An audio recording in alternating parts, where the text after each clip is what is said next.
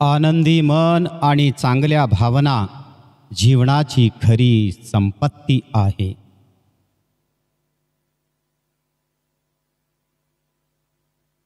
अपेक्षांना वस्तुस्थितीची जाणीव झाली की त्याही मर्यादेत राहणं पसंत करत असतात. आमच्या वसतिगृहातील ओमकार पाटील, त्याचे वडील पाटील सर दररोज सुंदर सुंदर अशा पद्धतीचे सुविचार हे आपल्या व्हॉट्सअपच्या माध्यमानं पाठवत असतात.